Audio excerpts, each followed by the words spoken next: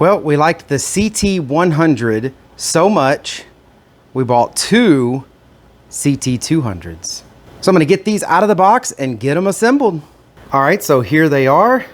This is with the top of the box pulled off. They're mostly assembled. And it looks like, again, you just need to assemble the front fork portion and you're good to go. So I'm gonna completely get rid of this packaging and get these things set up resting against blocks so I can put them together.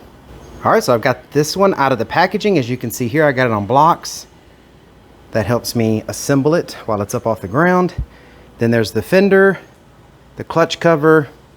That is the axle bolt. It comes with a little toolkit. Comes with a manual and install guide with a few extra bolts so you can put the fender on. And then there is the front wheel and tire. So again, everything you need, and it should have all the tools in that little toolkit to put this thing together. And then once I get this first one put together, I'm gonna do the second one.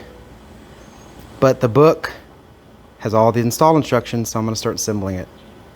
So I do highly recommend, before assembling this, once you get it all out of the packaging, is get to the install booklet or the assembly booklet and make sure you have all of your parts. So I went through here and I checked, and I do have all the parts I need to assemble this. That's very important because with the CT100 I purchased, it was missing one nut, which luckily wasn't hard to find, but it was missing a nut. So make sure you have all of this done because you don't want to be in the middle of assembling it and find out you don't have all the parts. All right, so now I'm at the point where I've got it pretty much fully assembled. I need to get some oil in it. It says all over the place on the gas tank, on the pull start, on a couple bands that I took off. It does not come with engine oil. You have to put engine oil in this machine before you crank it. So I'm gonna go get 2 quarts because I have 2 of these and they take about 3/4 of a quart. I'm gonna get 2 quarts of 10W30. That's what it recommends in the book. And then I'm gonna make sure I check everything, tire pressure, chains seem to be good. I checked, brakes, all that already, but recheck everything before you start cruising it. All right, moment of truth. I've got them both assembled and I've got them both oiled up, got gas in them. I totally recommend when you check out the assembly instructions to also do all of the steps, all of the pre-check, because you need to make sure all of this stuff is assembled properly. So I don't know if you had seen the other video I made, but the CT100 I bought, the brakes were not assembled properly at all. So I had to go back and readjust those to make that work well. These seem like they were done okay. The chains were tensioned okay. Tires already had the appropriate amount of air in them. The brakes seem like they were grabbing and holding well. So I think these are okay, and I went through the check just to make sure. But now I'm gonna crank them up and make sure they both can crank and idle properly. All right, well, first one's cranked up. Seemed to crank up fine. You gotta put it on choke. You gotta make sure the fuel is turned on. You also gotta make sure the on switch here is on because it came off. And once you pull the pull string a few times, it should crank up. Then you turn the choke off, have it on run. Should be good to go. So I'm gonna go take this for a spin. All right, bike number 1 did great. Now I'm gonna go test out bike number 2. This time I'm gonna do the GPS and see how fast it goes.